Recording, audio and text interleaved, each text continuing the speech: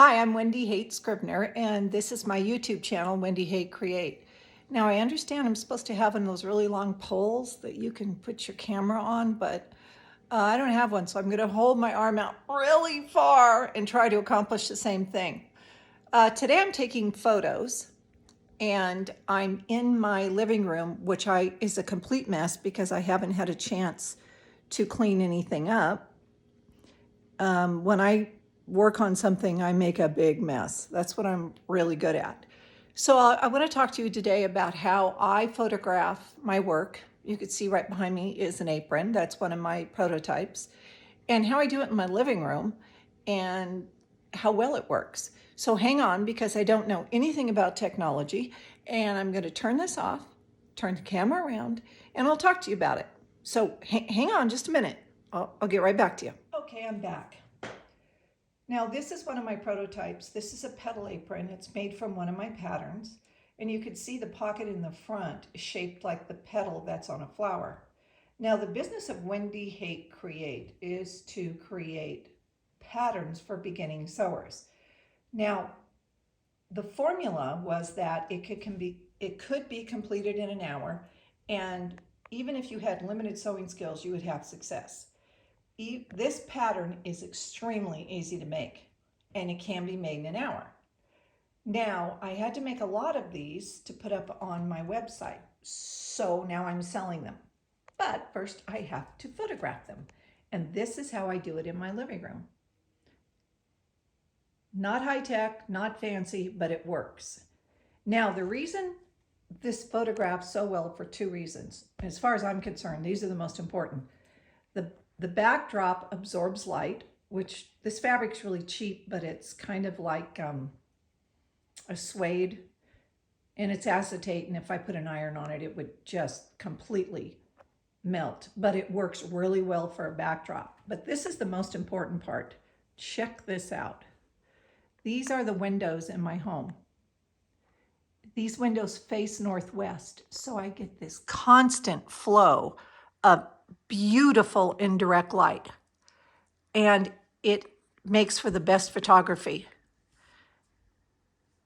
There's no shadows, there's no anything, and you can see how wonderful that looks in the light.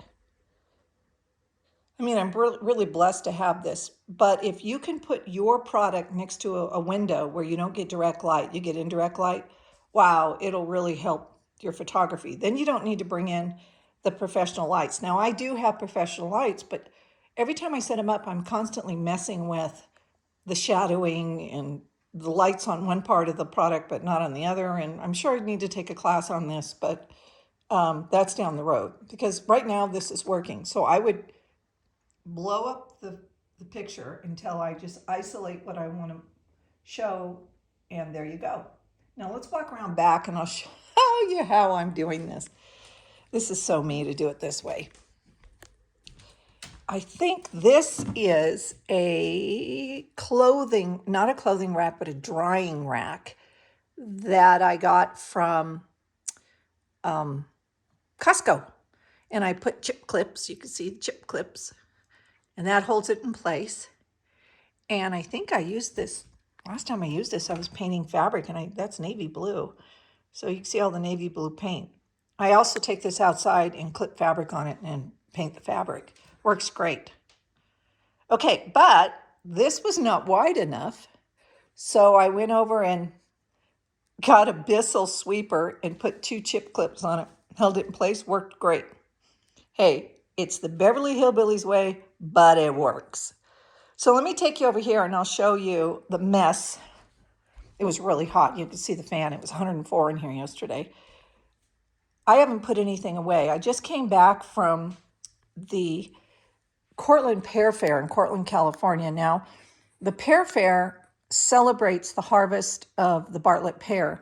It's always the last Sunday in July, and it's really a lot of fun. And they have vendors that come in. So I brought all of my prototypes to sell, and I sold a lot of them, but there's still some left. So right now, these are all sitting here, all ironed and ready to be photographed. The Pear Fair committee wanted products that had a pear theme. and I didn't have that, so I had to make them. So this is my possibility tote. This pattern is available, and I hand painted pears on that. And this tote is hand painted. And if you go over to this area, I think I have one here. This is a apron, a petal apron that has pear fabric, made with pear fabric. You can see. But it was really a lot of fun. And so now with what I have left over, I'm going to photograph them and sell them. But oh wait, I have to brag about this. Okay, this is what I have to brag about. This is Plumbers pipe. I have become a huge fan of Plumbers pipe. This is just the coolest thing in the world. If you've ever purchased a rack from like, Walmart or Lowe's or anything for clothing, if you don't buy a really expensive one, they jiggle and they fall down. I hate that. So I have started using Plumbers pipe for everything. Went to the hardware store in our little town. They cut all the pipe. I got all the attachments for the corners and everything. And I wanted this to set on the table so all the little children's jackets that I made could be put on that. Oh, that looks goofy, but okay.